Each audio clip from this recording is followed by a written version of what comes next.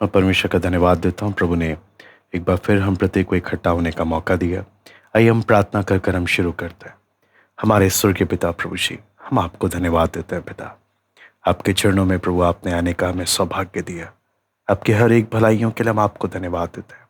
प्रभु आपका वचन जब हम सीखने के लिए जा रहे हैं प्रभु, समझने के लिए सहायता करें। आपकी उपस्थिति, आपकी अगुवाई हम मांगते हैं। सब बात आपके हाथ में सौंपते पिता। प्रार्थना प्रभु यीशु मसीह के नाम से मांगते हैं, आमीन। हम लोग परमेश्वर के विषय में जब इस परमेश्वर के वचन की व्याख्या के विषय में कॉन्टेक्स्ट या संदर्भ जब हम देख रहे हैं कि हम परमेश्वर के वचन को कैसे हम समझें, हमने व्याख्या के नियमों को देखा। साहित्यिक भाग में किन नियमों को हमें ध्यान में रखना चाहिए जब हम वचन के अर्थ निकालते हैं, क्योंकि परमेश्वर ने अपना वचन हमें इसलिए नहीं दिया कि हम मन माने अर्थ निकालें, मतलब जिसको जो सही लगे वो इसका वैसा अर्थ निकाले। नहीं, ऐसा नहीं है, बल्कि कुछ नियम है जिसे हमें ध्यान में रखना चाहिए ताकि हम गलत व्याख्या करने से बचें। उसी प्रकार आज हम लोग संदर्भ के उस अगले विषय में आता है भविष्यवाणी। हम भविष्यवाणियों की व्याख्या कैसे करें। बाइबल में आप देखें, खासतौर से जब हम पुराना नियम पढ़ते हैं, पुराना नियम में एक बहुत बड़ा भाग 16 भविष्यवाणी की किताबें हैं, है ना। बाकी सब किताबें आप देखेंगे, कैटेगरी देखेंगे तो बाकी सब कम है, लेकिन सबसे बड़ा भाग है भविष्यवाणियों की पुस्तकों का, जिसे हम परमेश्वर के वचन में पुराने नियम में पढ़ते हैं। नए नियम में एक प्रकाशित वाक्य है, लेकिन इतना बड़ा भाग, एक बाइबल का अधिकतर हिस्सा भविष्यवाणियों से भरा है। तो सवाल आता है, हम जब भविष्यवाणियों की पुस्तक पढ़ते हैं, हम उसकी व्याख्या कैसे करें। क्योंकि भविष्यवाणी की जब पुस्तक हम पढ़ते हैं तो कई बार हमारे दिमाग में रहता है कि ये जरूर भविष्य के विषय में बोल रहा होगा, कि भविष्य में क्या होने वाला है, क्योंकि भविष्यवाणी की पुस्तक ही हम ऐसे बोलते हैं।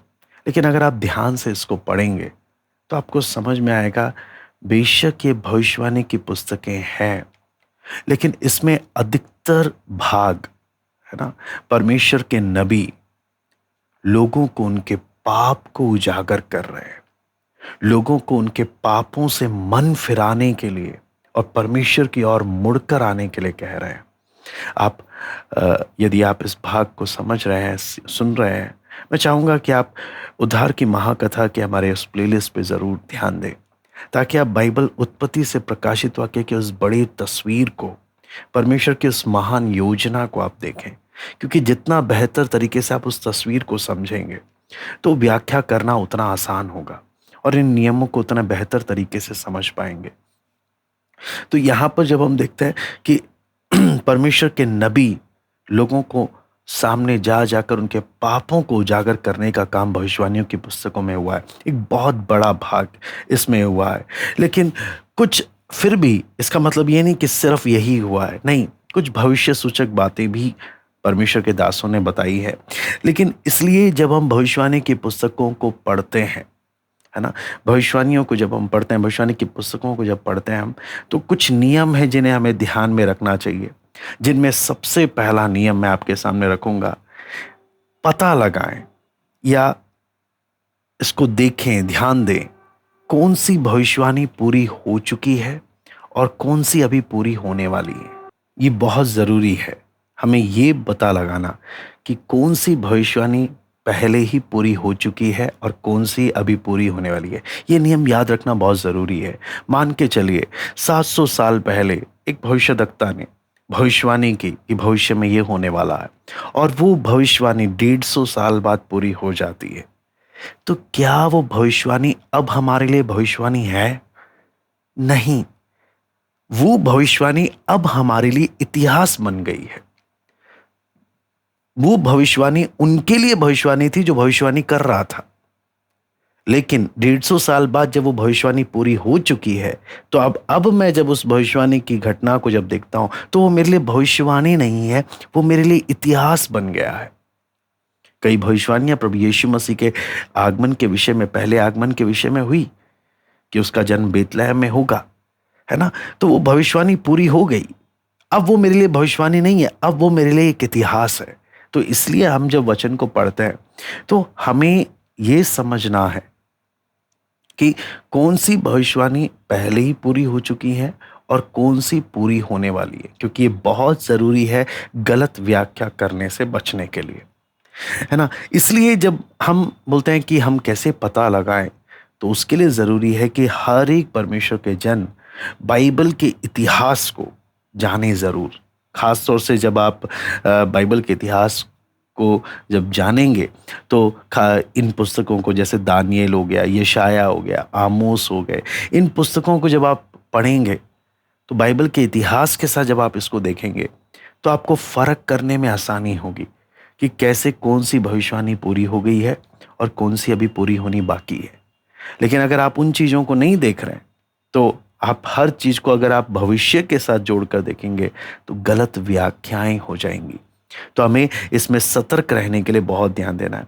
तो कई लोगों के लिए है कि मैं बाइबल के इतिहास को कैसे जानूं, क्या करना होगा। उसके लिए बेहतर है, सबसे आसान तरीका है, एक अच्छा अध्ययन बाइबल आपके पास आप लेकर रखें, उसे पढ़ें। ऐसा अध्ययन बाइबल जिसमें बाइबल के इतिहास के बारे में लिखा हो। जब आप खरीदें तो इस बात को सुनिश्चित करें कि क्या इसमें बाइबल का इतिहास परिचय में, फुटनोट्स में क्या मिलेगा, और जिसमें है आप उसको आधार बनाकर आप देखेंगे तो आपको बहुत सहायक होगा। तो पहला नियम क्या है? यही है भविष्यवाणी की पुस्तकों को पढ़ने का, कि ये पता लगाना कौन सी भविष्यवाणी पूरी हो चुकी है और कौन सी अभी पूरी होनी बाकी है। यह है पहला नियम। उसके बाद आता है दूसरा नियम भविष्यवाणी की पुस्तकों की व्याख्या का। वो नियम है ये पता लगाना कि कौन सी भविष्यवाणी रूपक है और कौन सी शाब्दिक या वास्तविक है। यानी कौन सी जो बातें लिखी हैं वो फिगरेटिव है ना, फिगरेटिव डिस्क्रिप्शन है, और कौन से लिटरल डिस्क्रिप्शन है, यानी कौन सा बस समझाने के लिए बोला गया है, वास्तविक नहीं है, और कौन सा वास्तविक है, ये भी पता लगाना बेहद ज़रूरी है। और ख़ास तौर से ये नियम प्रकाशित वाक्य में बहुत गंभीरता से हमें देखना चाहिए, क्योंकि अगर हमने नए नियम में, प्रकाशित वाक्य में इस नियम पर ध्यान नहीं दिया तो हम ऐसे ब्लंडर्स कर बैठेंगे जिसका कोई सीमा नहीं है।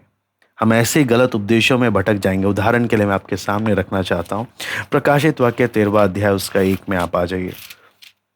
प्रकाशित वाक्य 13वां अध्याय उसका पहला वचन लिखा है, तब मैंने एक पशु को समुद्र में से निकलते हुए देखा जिसके 10 सींग और 7 सिर थे। उसके सींगों पर 10 राज मुकुट और उसके सिरों पर परमेश्वर की निंदा के नाम लिखे हुए थे। अब जब मैं इसको पढ़ रहा हूं, क्या ये रूपक है या शाब्दिक है, या ये फिगरेटिव है या लिटरल है, असली में है, या ये समझाने के लिए कहा गया है, इसके पीछे कुछ और अर्थ छिपा हुआ है ना। क्योंकि विरोधी मसीह के बारे में, दूसरी विरोधी मसीह के बारे में जब ये बात कर रहा है तो मैं इसको कैसे, इसकी व्याख्या करूंगा। तो मैं क्या बोलूं, सच में जो विरोधी मसीह आने वाला है, हाँ, उसके क्या बोलते हैं, उसके 10 सींग हैं, 7 सिर हैं, सच में ऐसा ही है? जी नहीं, ये रूपक है, फिगरेटिव है। इसके पीछे का मतलब क्या है? ये पॉलिटिकल और मिलिट्री पावर को उसके दिखा रहा है ना। तो वो एक कहने का, पीछे का एक रूपक भाषा में कहा गया है कि वो कितना सामर्थी होगा, है ना, कैसे सत्ता उसके सारी, उसके सब कुछ उसके कंट्रोल में आ जाएगा। तो इसलिए हम उस चीज को देखते हैं। ऐसे ही आप आगे आ जाएंगे, प्रकाशित वाक्य 21 का 16। तो यहां पर हम पढ़ते हैं, वो नगर वर्गाकार बसा हुआ था, उसकी लंबाई चौड़ाई के बराबर थी, और उसने उस गज से नगर को नापा तो 750 कोस का निकला। उसकी लंबाई और चौड़ाई और ऊंचाई बराबर थी। जब मैं इसको पढ़ रहा हूं, नया यरूशलेम, क्या ये भी शाब्दिक है या रूपक है? जब हम इसको पढ़ते हैं, ये रूपक है ना। तो हमें वचन में जब हम पढ़ते वक्त हमेशा हमें ध्यान देना चाहिए कि कौन सा शाब्दिक है, कौन सा रूपक है, कौन सी भविष्यवाणी पहले ही पूरी हो चुकी है, कौन सी अभी पूरी होने वाली है। ये नियम बहुत ही ज़रूरी है जब हम देखते हैं। अब आगे एक और बात जब हम इसमें देखते हैं, पुराने नियम में इज़राइल से संबंधित बहुत सी भविष्यवाणियां हैं कि परमेश्वर इज़राइल को पुनर्स्थापित करेगा कर, है ना। और अब जैसे ही हम इसको पढ़ते हैं, पुराने नियम में कई ऐसी भविष्यवाणियां, इसको पढ़ते साथ दो अलग अलग विचारधारा सामने आती है। एक विचारधारा शाब्दिक है, जो ये कहता है कि हाँ, परमेश्वर ने 1948 में इज़राइल को पुनर्स्थापित कर दिया, है ना, और ये भविष्यवाणी की बात पूरी हो चुकी है। वहीं दूसरा विचारधारा क्या है? रूपक, जो ये कहता है कि ये सारी भविष्यवाणियां इज़राइल के संबंधित में जो है वो फिगरेटिव है, रूपक है।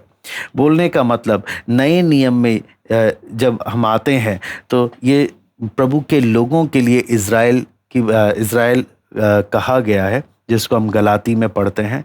तो प्रभु के लोग इज़राइली हैं और ये सारी भविष्यवाणी उनमें पूरी हो रही है, ऐसे कर कर ये लोग मानते हैं। तो ये रूपक व्याख्या करने वाले ये भी कहते हैं कि यहेजकेल 40 से 48 जब आप पढ़ते हैं तो वहाँ पर जो परमेश्वर बात कर रहा है मंदिर के बारे में, वो मंदिर असली में डोम ऑफ द रॉक को गिराकर इज़राइलियों का मंदिर नहीं बनेगा, बल्कि हम परमेश्वर के मंदिर है और ये हमारे विषय में बात की जा रही है। कहने का मतलब क्या है कि ऐसे ऐसे विचारधारा मसीह जगत में है जहां रूपक और शाब्दिक के बीच में एक विरोधाभास चलता है। इसलिए हम जब वचन पढ़ते हैं, हम जब कहीं से सुनते भी हैं, चाहे वो यूट्यूब हो, चाहे वो हम कहीं से किसी के मुंह से सुन रहे हैं, या हम कोई किताबें पढ़ रहे हैं, हमें बहुत चौकन्ने रहना चाहिए, क्योंकि जो भी बोल रहा है वो किस आधार पर बोल रहा है। क्या वो वचन के नियमों को ध्यान में रखकर उसकी व्याख्या कर रहा है ना। मेरा कहना ये नहीं है कि हम हर चीज शक की नजर से देखें, बल्कि वहीं दूसरी ओर हम परखने की क्षमता रखें कि हम धोखा ना खाएं। वचन में लिखा है सब बातों को परखो, है ना, परखो, धोखा ना खाएं। इसलिए हम इन नियमों को इसलिए हम देख रहे हैं, हम इसलिए सीख रहे हैं ताकि धोखा ना खाएं। तो इसलिए हमने परमेश्वर के वचन में जो बातें देखी वो यही बात है, इन दो नियमों को ध्यान में रखते हुए चलना। पहला नियम, ये देखें कौन सी भविष्यवाणी पूरी हो चुकी है, कौन सी पूरी होने वाली है। दूसरा नियम, ये देखें, ये पता लगाएं कि जो भविष्यवाणी हम पढ़ रहे हैं ये फिगरेटिव है, रूपक है, या वास्तविक शाब्दिक है, लिटरल है। ये बहुत जरूरी है भविष्यवाणी की पुस्तक पढ़ते वक्त, अन्यथा मसीह जगत में बहुत गड़बड़ियां हैं। और आप जब इनके बारे में इन पढ़ेंगे बिना नियमों को जाने, आपको सुनने में वो इतनी अच्छी लगेंगी कि आपको पता भी नहीं चलेगा आप कब धोखा खा जाएंगे। लेकिन जब हम इन बातों को हम गंभीरता से देखते हैं, यह हमें सतर्क करता है कि हम सावधान भी रहें। हमारे अंदर तमन्ना यही रहे, प्रभु तूने हमसे बात करना है। प्रभु बात करेगा, अवश्य बात करेगा, लेकिन धोखे से बचने के लिए हमें व्याख्या के नियम जरूर पता होने चाहिए। आइए हम प्रार्थना करते हैं। हमारे स्वर्गीय पिता प्रभु श्री, हम आपको धन्यवाद देते हैं पिता, अभी तक आपने संभाला प्रभु। आपका वचन जब हम सीख रहे हैं प्रभु जी, समझने के लिए हमें एक एक को सहायता करें प्रभु। हम नम्रता के साथ आते हैं प्रभु जी। जब मसीह जगत में कितनी गलत शिक्षाएं जब बढ़ रही हैं प्रभु, हर एक प्रभु जी आपके लोग जागृत होते हुए, सचेत होते हुए प्रभु आपके वचन में गहराई से सीखने के लिए सहायता करें। हम एक एक पर प्रभु आपका अनुग्रह बना रहे, आपकी शांति बनी रहे प्रभु। सब बातों को हम आपके हाथ में सौंपते हैं, सारा आदर महिमा केवल हम आपको देते हैं। प्रार्थना प्रभु यीशु मसीह के नाम से हम मांगते हैं, आमीन।